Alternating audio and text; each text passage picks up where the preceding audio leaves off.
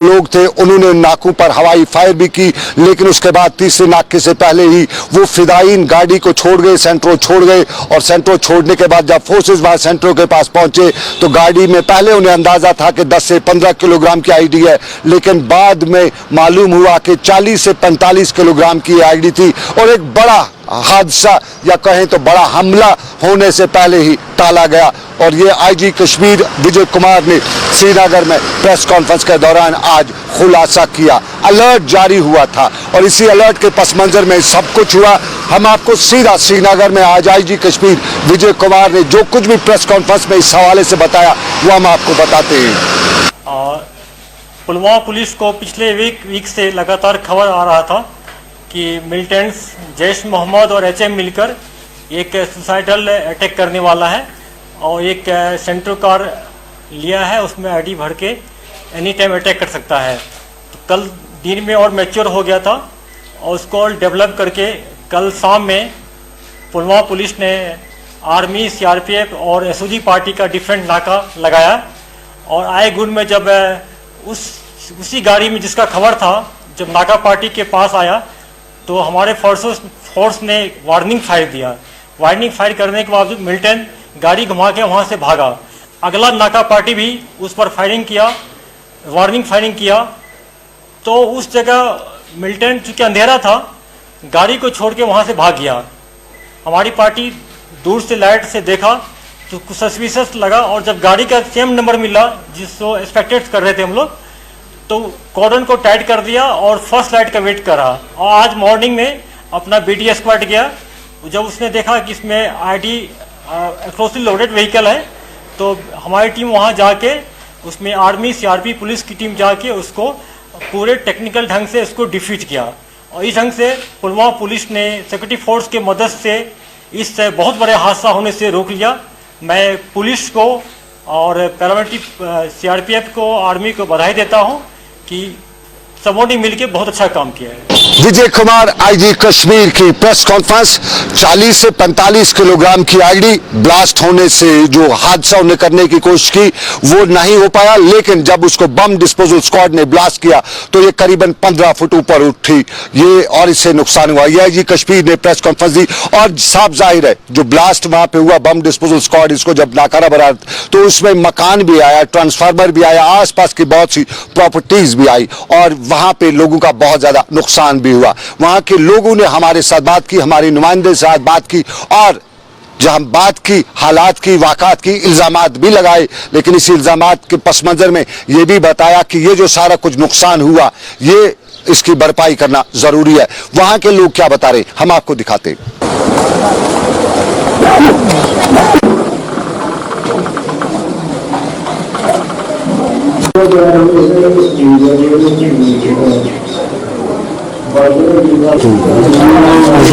अश्विन पाई ऐसे अंदर पण बात किया असं काही गोवर चिकन इशू होता ड्राइवर बाहर नंतर पण असं गोवरची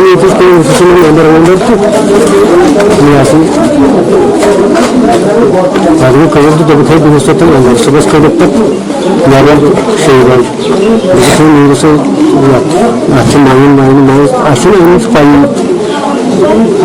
उसका क्या चलो बस हमारी अपील ये है कि जो नुकसान हुआ है उसका मुआवजा मिलना चाहिए हमको।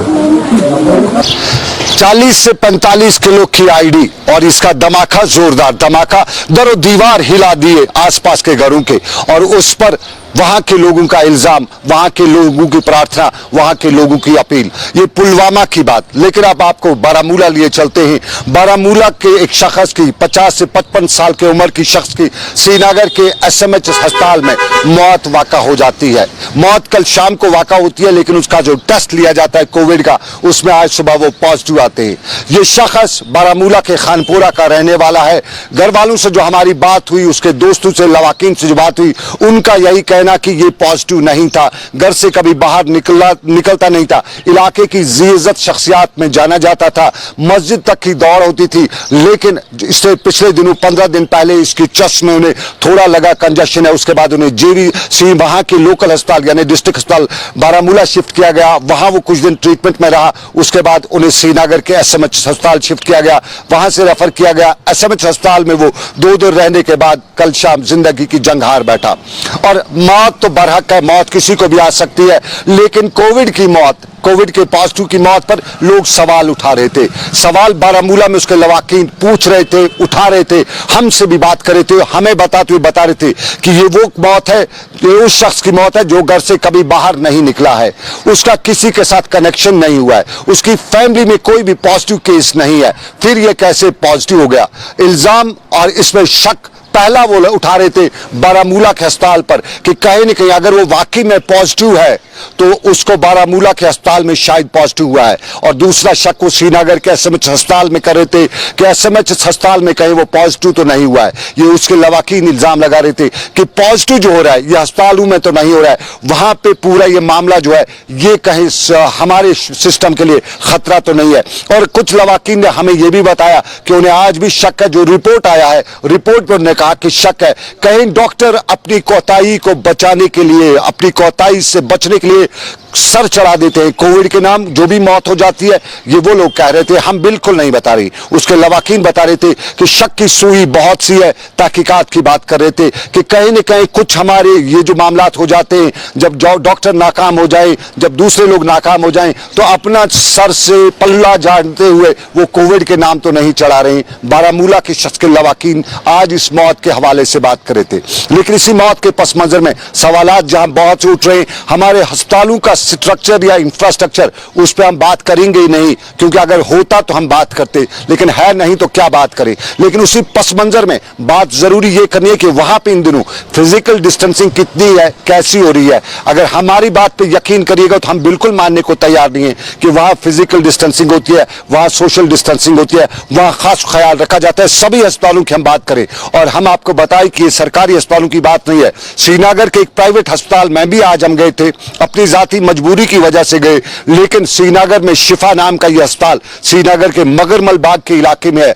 वहां पे भी हमने देखा 3 घंटे तक हम अपने बीमार के साथ वहां रहे, ना हमने वहां सोशल डिस्टेंसिंग देखी, ना हमने फिजिकल डिस्टेंसिंग देखी। हमने वो कुछ नहीं देखा जो गाइडलाइंस है, जो कोविड के हवाले से WHO की गाइडलाइंस है, जो कोविड के हवाले से स्टेट गवर्नमेंट की गाइडलाइंस है। कोई ख्याल नहीं था, बाहर पार्किंग के लिए जगह नहीं थी, सड़कों पे लोगों ने पार्क कर रखी थी और अंदर अस्पताल के अंदर इस तरह की भीड़ थी कि कहा नहीं जा सकता है। इन दिनों प्राइवेट अस्पतालों में बड़ा रश हो रहा है, क्योंकि सरकारी अस्पतालों से लोग डरते हैं कि वहां कहीं न कहीं लोग बड़ी तादाद में होते हैं, वहां रश न हो जाए और वहां हम वो लोग पॉजिटिव न हो जाए।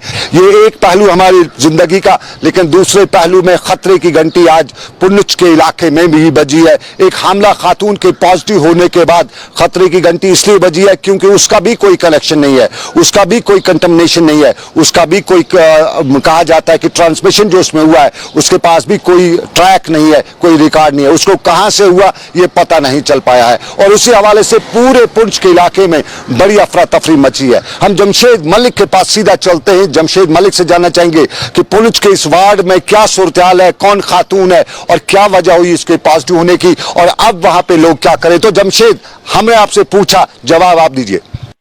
जी सलाम, बिल्कुल पुंछ से ये इस वक्त हड़कंप इस वक्त मची है क्योंकि पुंछ से पहला किसी आम आबादी से केस सामने आया जिसमें एक प्रेग्नेंट लेडी जो है वो पॉजिटिव पाई गई है और उसका शौहर जो है वो एक पुलिस अफसर है। उसके बाद ये पुंछ बालाकोट इलाके के रहने वाले हैं, मेंढर से। उसके बाद ये पिछले 3 या 4 दिन से पुंछ के वार्ड नंबर 13 शीश महल मोहल्ले में एक किराए के घर पे रह रहे थे, जहां आज इसका सर्जरीन होना था। और देर शाम को जब इसकी रिपोर्ट पॉजिटिव आई है तो उसके बाद पूरे दोनों इलाकों में, अगर बालाकोट की बात करें या पुंछ वार्ड नंबर 13 की बात करें, तो यहाँ लोगों में काफी डर व दहशत देखने को मिल रहा है। क्योंकि इस वक्त तक पुंछ से अगर हम बात करें तो 23 लोग पॉजिटिव आए हैं इस कोविड-19 में, जिनमें से 22 लोग जो हैं वो क्वारंटाइन सेंटरों से पॉजिटिव आए हैं। इससे पहले भी पुंछ से कोई पॉजिटिव केस जो आम आबादी से सामने नहीं आया था, और ये पहला केस ऐसा आबादी से सामने आया जिसके बाद पूरे इलाके में जरूर लोगों में दहशत है। क्योंकि उससे बड़ी दहशत अब पुलिस वालों में भी देखने को मिलेगी, क्योंकि आने वाले इसके हस्बैंड को भी अब दोबारा टेस्ट करवाया जाएगा, क्योंकि इससे पहले इसके हस्बैंड का इसी महीने की 6 तारीख को टेस्ट किया गया था, जिसकी रिपोर्ट उस वक्त नेगेटिव आई थी। अब इसकी बीवी की रिपोर्ट पॉजिटिव आने के बाद इन दोनों मियां बीवी को देर शाम को ही जम्मू भेज दिया गया, जहां इसके शोहर की भी दोबारा टेस्ट किया जाएगा। और दूसरी तरफ पुलिस ने कड़े कदम उठाते हुए जो भी इस पुलिस अफसर के साथ अमला तैनात था सबको हटा दिया और नया अमला लगा दिया, क्योंकि ये जो पुलिस अफसर है ये तैनात किया गया था राजौरी पुंछ बॉर्डर यानी बीजी के मकाम पर, जहां से पुंछ के अंदर जाने वाले तमाम रास्तों को बंद किया गया था। और उसके बाद जब लेबर का या यहाँ के आम लोगों का वापस आना शुरू हुआ तो उस वक्त यहाँ इनको तैनात किया गया था। और उसके बाद इसकी रिपोर्ट पॉजिटिव आने के बाद जरूर इन इलाकों में दहशत है और अभी तक देर तक इंतजामिया की भी इस हवाले से मीटिंग चल रही थी कि आगे इस पर क्या कदम उठाएं। और सबसे बड़ी बात यह है कि असलम अगर इसके शोहर की रिपोर्ट भी पॉजिटिव आती है तो उसके बाद पुंछ के लिए बड़ा मसला बनेगा, क्योंकि इसलिए कि इसके साथ बहुत सारे पुलिस एहलकार जो ड्यूटी पर तैनात थे, जो इसके साथ काम कर रहे थे, किन लोगों से मिला और इसके किन लोगों के साथ उसके बाद इसके कांटेक्ट रहे, ये तलाश करने में पुलिस को इंतजामिया को काफी वक्त लग जाएगा। और सब दुआ इस वक्त यही कर रहे हैं कि इसके जो शोहर पुलिस अफसर है कि उसकी रिपोर्ट जो है वो नेगेटिव आए। जी चलिए जमशेद, ये तो अच्छी खबर है कि उसकी रिपोर्ट जो है नेगेटिव आ जाएगी। इंशाल्लाह उम्मीद करते हैं कि रिपोर्ट जो है उनकी नेगेटिव आएगी। लेकिन ये बताइए कि ओवरऑल जो सिचुएशन इस इलाके में है, क्या इसका कोई हिस्ट्री है? इस जो खातून जो है ये पॉजिटिव, इसकी कोई हिस्ट्री, ट्रैवल हिस्ट्री, कोई कुछ ऐसा मामला है जिसको देख के कहा जा सकता है कि कहीं से गलती हुई, कहीं से ऐसा मामला देखने को मिला? जिसमें यही बड़ी बात है कि इस लेडी की कोई ट्राइबल हिस्ट्री नहीं है, क्योंकि मैं जिस तरह पहले आपको बता रहा हूँ कि ये प्रेग्नेंट थी और आज इसका सिजेरियन भी होना था। सबसे बड़ी बात यही किस कॉन्टेक्ट के आने के बाद ये पॉजिटिव आई है, क्योंकि इसका शोहर जो है वो पुलिस अफसर है, वो उसके कॉन्टेक्ट में आने के बाद, क्योंकि वही बाहर ड्यूटी पर तैनात है बीजी के इलाके में। मगर इस दोनों की ट्राइबल हिस्ट्री, मियां बीवी की कोई ट्राइबल हिस्ट्री नहीं है, क्योंकि यही समझा जा रहा है कि इसका शोहर जो है इस इलाके में जहां वो ड्यूटी पर तैनात था, जहां से पिछले कुछ दिनों से राजौरी पुंछ में लोगों को लाने का सिलसिला शुरू हुआ है। हालांकि अगर हम ये बात करें कि लॉकडाउन के पहले 3 मरहले ऐसे रहे पुंछ में जहां से कोई पॉजिटिव केस सामने नहीं आया, और उसके बाद जब बाहर से लोगों को लाना शुरू किया गया और लोग वापस अपने घरों तक पहुंचे और क्वारंटाइन सेंटरों में इनके टेस्ट शुरू किए गए, उसमें से इस वक्त तक 23 लोग पॉजिटिव आ चुके हैं पुंछ से। उसके बरक्स जहां राजौरी में हमने देखा था कि मार्च में इसी कोविड-19 के पहले मरहले में ही अगर हम बात करें तो राजौरी के मंजाकोट इलाके से एक आम बस्ती से 3 पॉजिटिव केस सामने आए थे, जिसके बाद पूरे इलाके के लोगों के टेस्ट किए गए थे और सबकी रिपोर्टें नेगेटिव आई थी और वो 3 भी आज सेहतयाब होकर अपने घर को लौट चुके हैं।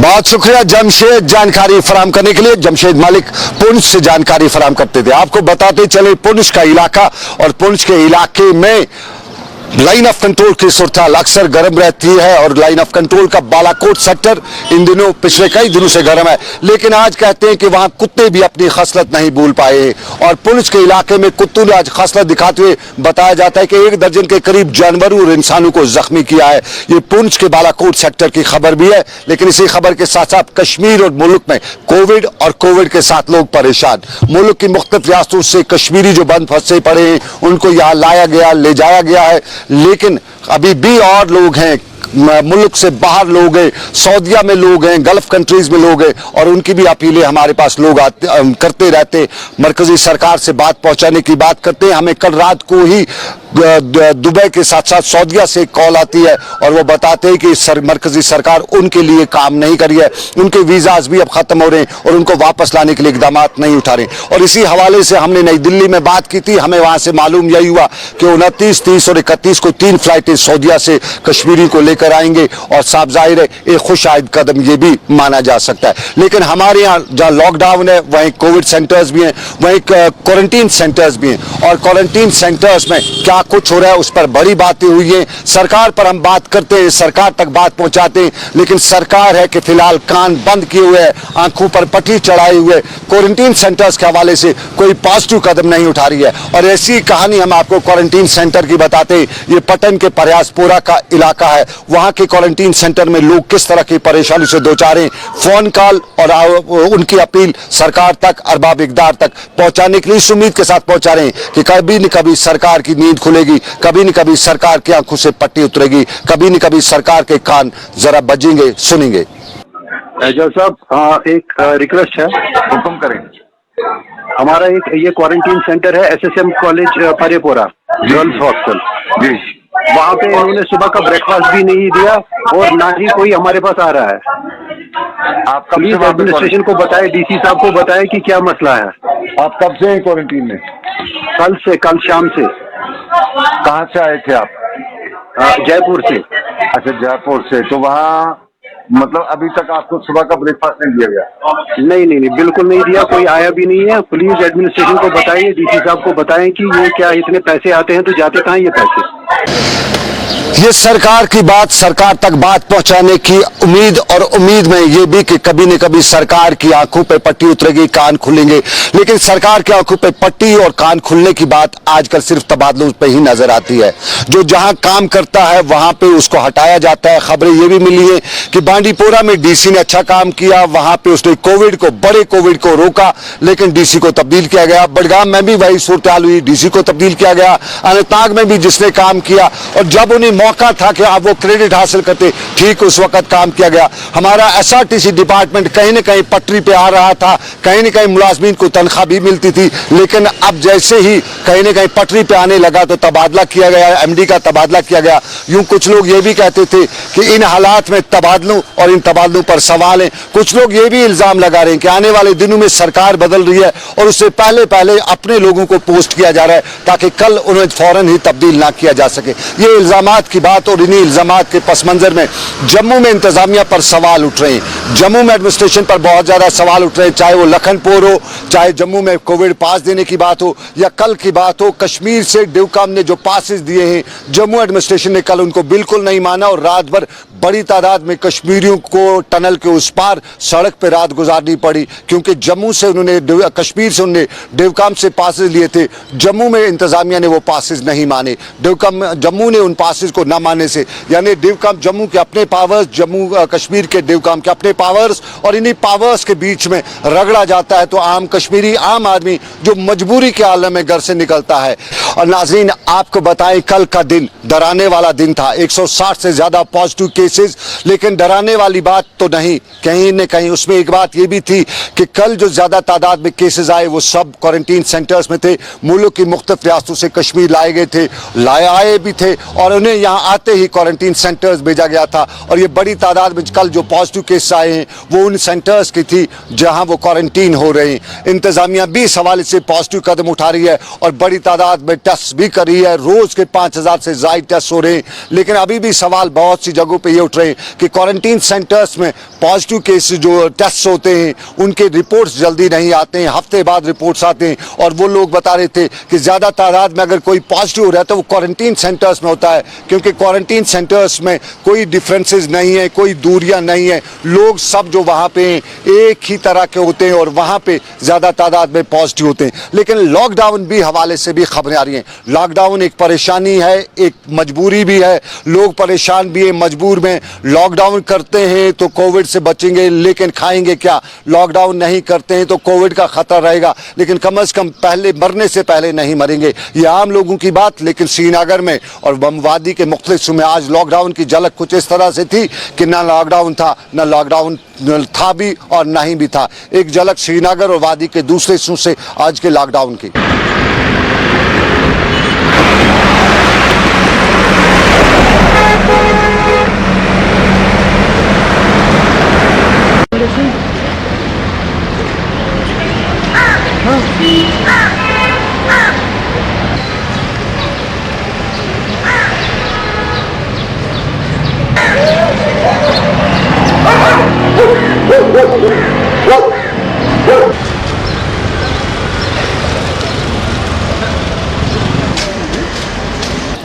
ये लॉकडाउन की झलक, शहर श्रीनगर की झलक लॉकडाउन। लेकिन आपको बताएं कि लॉकडाउन में आपने प्रेम तो सुना होगा, रूप भी सुना होगा, तो एक गाना भी है कि रूपनगर जाओगे, लेकिन हम आपको प्रेम नगर लिए चलते हैं।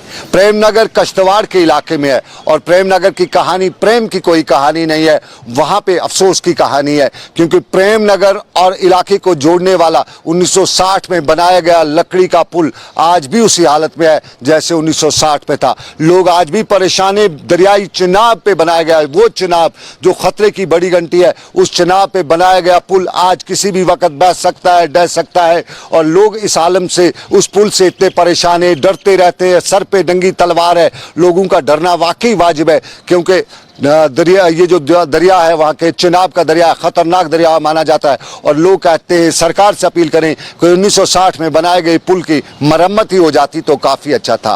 और कश्मीर में भी यही सवाल उठ रहे हैं। लॉकडाउन अपनी जगह पे, सड़कों पे हर जगह पे खड्डे हुए, बड़े बड़े खड्डे हुए। R&B डिपार्टमेंट क्या करे, लोग ये भी पूछ रहे हैं। कम से कम खड्डों की मरम्मत तो की जा सकती है। शहर में काम बहुत से इदारे कर रहे हैं। हमारे यहाँ पीने की प्रॉब्लम हो चुकी है, पानी, पीने का पानी जो है वो इन दिनों नहीं मिल रहा है। बहुत से इलाकों में परेशानी है। इंतजामिया तक ये बात पहुंचाने की कोशिश की जा रही है कि इन दिनों पानी की किल्लत जो हो रही है उस पर बात की जा रही है, लेकिन हमारे मुलाजमीन बहुत ज्यादा परेशान है। श्रीनगर में मुलाजमीन आज बहुत परेशान थे। SRTC डिपार्टमेंट तो परेशान था, उसकी परेशानी सुधर रही थी, लेकिन वहां पे अब MD बदला गया। अब नया MD क्या करता है ये अपना सवाल। लेकिन हमारे यहाँ लंबरिंग डिपार्टमेंट यानी स्टेट फॉरेस्ट कॉर्पोरेशन, जिसके अपने असासे थे, जिसके अपने खजाना था, उस खजाने को किसके नाम किया गया वो अलग बात, लेकिन 3 महीनों से वहां के मुलाजमीन को तनख्वाह नहीं मिली है। बताया जाता है कि रीऑर्गेनाइज होगा और वो भी 1-1.5 साल में होगा। तब तक क्या मुलाजमीन को तनख्वाह नहीं मिलेगी? तब तक वो क्या भूखे ही अपना गुजारा करेंगे? ये SFC यानी स्टेट फॉरेस्ट कॉर्पोरेशन की बात, लेकिन SFC के साथ साथ दूसरे इदारे भी हैं, मुलाजमीन भी। और आज श्रीनगर में इन मुलाजमीन ने कहें कि अपने अपने तरीके से मुजाहरे भी किए, प्रेस कॉन्फ्रेंस भी की, बताया कि मामला संगीन है। दिखाते हम आपको क्या बताया इन मुलाजमीन ने। जम्मू कश्मीर में कंज्यूमर बेस 23 लाख है। सारे यूटीज को मिलाया जाए तो कोई 6 लाख भी वो नहीं बनते हैं। तो ये हाल है। Number 3, geographical conditions. आपको पता है कि Jammu Kashmir is hilly terrain and more importantly we are passing through the toughest phase. हमें यहाँ पे हालात भी ठीक नहीं होते हैं। तो इन कंडीशंस को मद्देनजर रखते हुए प्राइवेटाइजेशन जम्मू कश्मीर में न किया जाए। ये हमारी गवर्नमेंट ऑफ J&K से मतलब ये है, और गवर्नमेंट ऑफ इंडिया से भी कि जम्मू कश्मीर में प्राइवेटाइजेशन न किया जाए और पूरे कंट्री में भी न किया जाए। उसका भी एक हम रीजन दे देंगे कि all India power engineers federation और national coordination committee of engineer